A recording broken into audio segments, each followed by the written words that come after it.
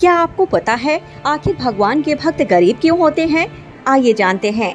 एक बार नारद जी ने भगवान से प्रश्न किया कि प्रभु आपके भक्त गरीब क्यों होते हैं? भगवान बोले, नारद जी, मेरी कृपा को समझना बड़ा कठिन है।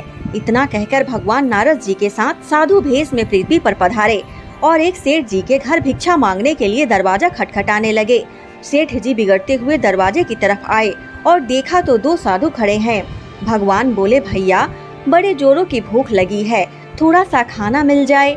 सेठ जी बिगड़कर बोले, तुम दोनों को शर्म नहीं आती? तुम्हारे बाप का माल है, कर्म करके खाने में शर्म आती है। जाओ जाओ किसी होटल में खाना मांगना। नारद जी बोले, देखा प्रभु, यह आपके भक्तों और आपका निरादर करने वाला सुखी प्राणी है, इसको अभी श्राप दीजिए। नारद जी की बात सुनते ही भगवान ने उस सेठ को अधिक धन संपत्ति बढ़ाने वाला वरदान दे दिया। इसके बाद भगवान नारद जी को लेकर एक बुढ़िया मैया के घर में गए, जिसकी एक छोटी सी झोपड़ी थी, जिसमें एक गाय के अलावा और कुछ भी नहीं था।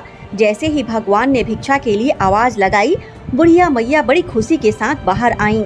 दोनों संतों को आसन देकर बिठाया और उनके पीने के लिए दूध लेकर आईं और बोली, प्रभु, मेरे पास और कुछ नहीं है, इसे ही स्वीकार कीजिए। भगवान ने बड़े प्रेम से स्वीकार किया।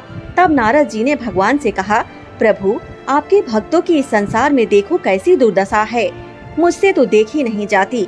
यह बेचारी बुढ़िया मैया आपका भजन करती हैं और अतिथि सत्कार भी करती हैं, आप इसको कोई अच्छा सा आशीर्वाद दीजिए। भगवान ने थोड़ा सोचकर उसकी गाय को मरने का अभिशाप दे डाला।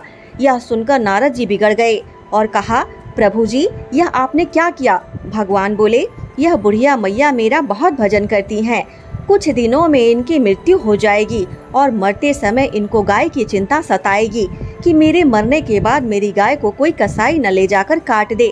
मेरे मरने के बाद इसको कौन देखेगा? तब इस मैया को मरते समय मेरा स्मरण न होकर बस गाय की चिंता रहेगी और वह मेरे धाम को न जाकर गाय की योनि में चली जाएगी। उधर सेठ को धन बढ़ाने वाला वरदान दिया कि मरते वक्त धन तथा तिजोरी का ध्यान करेगा और वह तिजोरी के नीचे सांप बनेगा। प्रकृति का नियम है, जिस चीज में अति लगाव रहेगा, यह जीव मरने के बाद वहीं जन्म लेता है और बहुत दुख भोगता है। अतः अपना चिंतन प्रभु की तरफ अधिक रखें।